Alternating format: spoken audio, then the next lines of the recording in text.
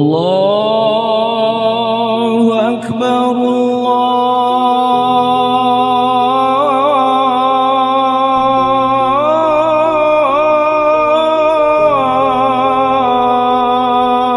Akbar. Indonesia adalah sebuah negara dengan keragaman suku, agama, bahasa, dan budaya. Setiap agama mengajarkan akan kasih sayang dan kedamaian. Maka, mengapa harus ada permusuhan dengan dalih agama? Mari kita junjung toleransi dalam beragama dengan saling menghargai dan menghormati antar sesama melalui konsep moderasi beragama demi keutuhan Negara Kesatuan Republik Indonesia.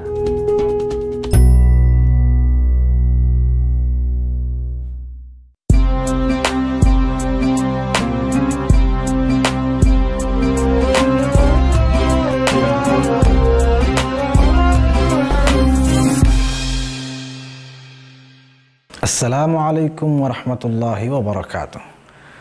Salam sejahtera untuk kita semua.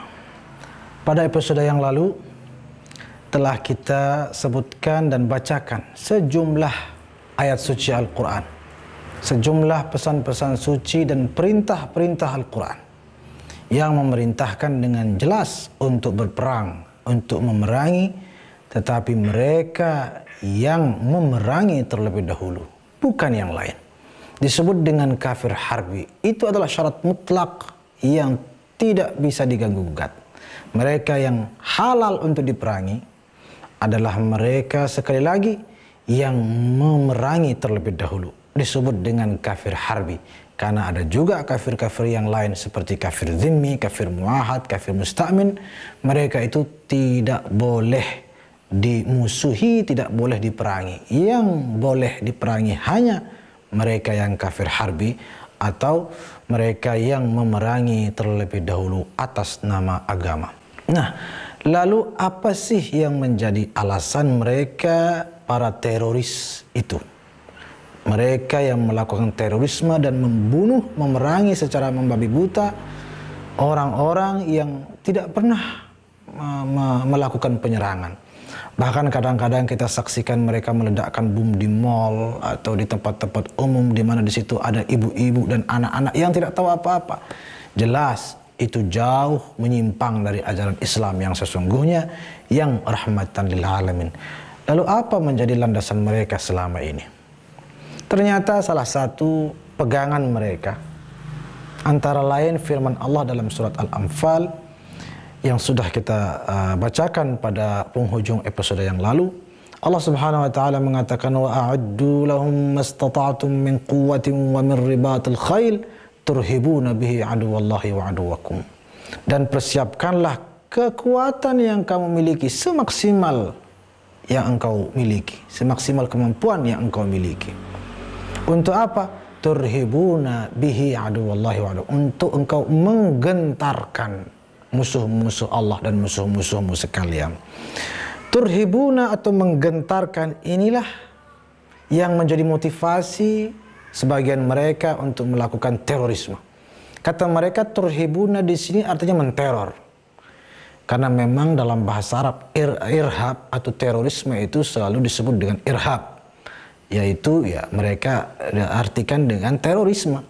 Dan irhab, kata irhab itu diambil dari ayat tadi, turhibuna.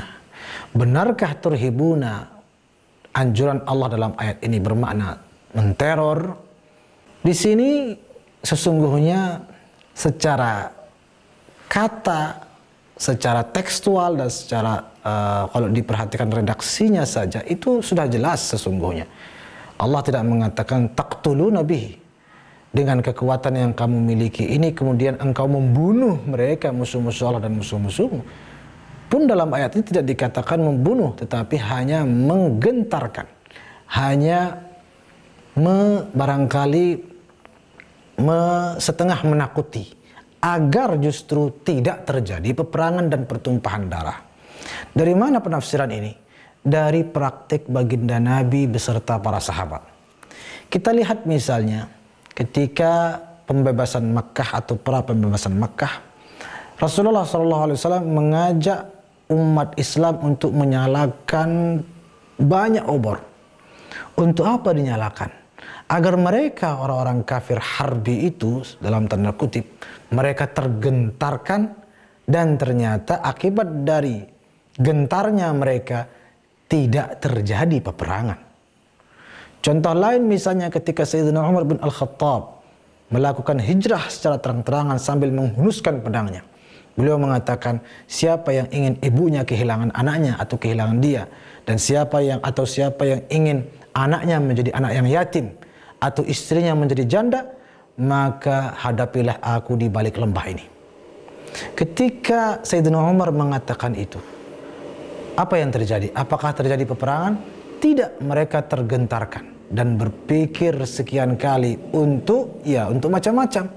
Sehingga apa yang diucapkan atau yang dilakukan oleh Sayyidina Umar itulah yang sesungguhnya menggentarkan musuh Allah sebagaimana disebutkan dalam ayat tersebut. Apa yang dilakukan oleh baginda Nabi dan sahabat ini tidak mengakibatkan korban jiwa satupun. Malah yang terjadi perdamaian dengan proses menggentarkan. Tetapi apa yang dilakukan oleh mereka yang gagal paham terhadap ayat-ayat Al-Quran, mereka bukan menggentarkan, mereka membunuh dan menghabisi banyak nyawa begitu saja. Di masa sekarang sesungguhnya upaya menggentarkan sebagaimana dianjurkan dalam Al-Quran tadi dapat dilakukan dengan lebih mudah. Misalnya dengan menggelar parade-parade militer. Itu sesungguhnya menunjukkan kekuatan yang dimiliki. Itulah menggentarkan. Sehingga musuh-musuh atau negara-negara lain pada umumnya merasa tergentarkan dengan pertunjukan itu, dan mereka pun menjadi berpikir sekian kali, berpikir panjang untuk melayangkan penyerangan. Ataupun dengan menunjukkan kekuatan-kekuatan yang dimiliki lainnya, misalnya di bidang ekonomi, kekuatan politik, kekuatan militer, kekuatan-kekuatan lainnya, itu pun dapat menggentarkan tanpa mengakibatkan korban jiwa. Karena itu, sekali lagi, ayat Al-Quran, pesan-pesan suci daripada Al-Quran dan As-Sunnah harus dipahami dari para ahlinya. Mereka yang benar-benar pewaris para nabi, mereka yang betul-betul turut menebarkan rahmatan lil alamin. Selain Al-Quran, hadis pula disalahpahami oleh mereka. Antara lain di mana Rasulullah SAW bersabda misalnya, umirtu an uqatilan nas hatta yashhadu an la ilaha illallah, ila akhir hadis. Hadisnya memang sahih, tetapi pemahaman banyak orang yang tidak sahih. Apa kata hadisnya? Umirtu, aku diperintahkan. Untuk apa? An uqatilan nas, untuk memerangi orang-orang. Hatta yashhadu an la ilaha illallah, sehingga atau sampai mereka bersyahadat, bersaksi bahwa tiada Tuhan selain Allah. Hadisnya sahih. Mereka mengatakan tuh, ini hadis ini katanya dengan jelas Nabi diperintahkan untuk memerangi semua orang, an-nas, memerangi semua orang. Hatta yashhadu, sampai mereka bersaksi bahwa tiada Tuhan selain Allah. Berarti selama mereka belum bersaksi, darahnya halal. Subhanallah, seperti ini bahaya dan bertentangan dengan apa yang dipraktikkan Nabi yang mengeluarkan sabda itu sendiri. Lalu bagaimana memahami ayat itu? Setelah kita mengkaji dari para ulama yang betul-betul bersanad ilmunya, ternyata coba kita perhatikan kata per kata. Umirtu, aku diperintahkan.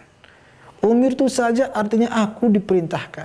Bukan kita semua dan kalian semua umat, wahai umatku diperintahkan. Tapi aku, berarti khusus Nabi. Kita jangan ikut campur. Apakah kita juga merasa sama seperti Nabi?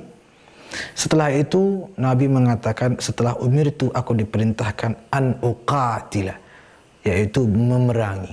Tentu saja ini tidak bisa dilepaskan dari syarat-syarat mutlak daripada peperangan yang sudah kita bahas panjang lebar pada episode yang lalu, yaitu memerangi siapa? Memerangi orang-orang yang memerangi terlebih dahulu.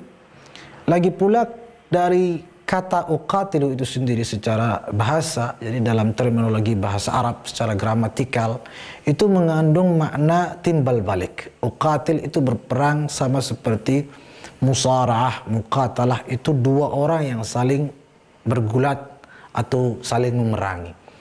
Itu bedanya uqatil dan aqtul. Kalau aqtul membunuh, sedangkan uqatil berperang atau memerangi orang yang memerangi juga. Jadi umirtu an uqatila, aku diperintahkan kata Nabi untuk memerangi orang yang memerangi terlebih dahulu. Mereka mungkin berkata, jelas hadisnya melanjutkan an uqatilan nas, memerangi orang-orang, semua orang. Bukan hanya kafir harbi sebagaimana yang Anda katakan. Oke, an-nas di sini kita artikan orang-orang. Tapi apakah semua orang? Tentu saja tidak. Apa alasannya? Di dalam Al-Quran misalnya, banyak kata an-nas tetapi tidak diartikan semua orang. Contoh, walillahi 'alan nas hajjul bait liman istata'a ilaihi sabila. Diwajibkan atas an-nas melaksanakan haji. Apakah an-nas di sini diartikan semua orang wajib melaksanakan haji? Tentunya tidak. Hanya orang Islam, itu pun yang mampu saja. Berarti an-nas, kata an-nas dalam Al-Quran tidak berarti semua orang. Belum lagi ayat lain ketika Allah mengatakan alladzina qala lahumun nasu innan nasa qad jama'u lakum fakhshawhum fazadahum imana. Berkali-kali diulang kata an-nas, tapi para ulama tafsir menjelaskan setiap an-nas itu memiliki maksud yang berbeda-beda. An-nas di sini orang-orang tertentu, an-nas di sini orang-orang tertentu. Maka di dalam Al-Quran an-nas tidak berarti semua orang. Mengapa dalam hadis ini diartikan semua orang? Memerangi semua orang tanpa kecuali. Harusnya dalam hadis ini juga berdasarkan bagaimana Allah Subhanahu wa taala menyebut an-nas dalam Al-Quran, harusnya dalam hadis ini juga kata an-nas tidak diartikan semua orang, itu orang-orang tertentu saja, dan tentunya mereka adalah yang kafir harbi, sehingga tidaklah bertentangan dengan ayat-ayat suci Al-Quran. Kita lanjutkan hadisnya. An-nasa an umirtu an uqatilan nas hatta yashhadu an la ilaha illallah, sampai mereka bersaksi tiada Tuhan selain Allah. Berarti tujuan daripada peperangan itu bukan agar banyak jiwa yang melayang. Tujuannya adalah menyebarkan ajaran Islam, menyebarkan tauhid dan agama Islam. Hadisnya tidak mengatakan aku diperintahkan membunuh semua orang sampai mereka mati, sampai mereka hancur lebur. Kan tidak begitu hadisnya. Sampai Islam ini tersebar dengan baik dan mereka itu sendiri juga dapat bersaksi bahwa tiada Tuhan selain Allah. Banyak lagi Quran, ayat-ayat Quran maupun hadis-hadis baginda Rasul sallallahu alaihi wasallam yang dengan jelas dan tegas dan cukup tajam menegur kita semua dan mengingatkan kita semua bahwa sebagai umat Islam tidak boleh bersikap ekstrim, bersikap radikal, bersikap penuh kebencian, karena sangat jauh menyimpang dari visi diutusnya Rasulullah SAW sebagai rahmatan lil alamin. Baiklah, ada pertanyaan lain yang juga harus kita jawab dan jelaskan dengan sejelas-jelasnya tentang sanksi-sanksi di dalam syariat Islam.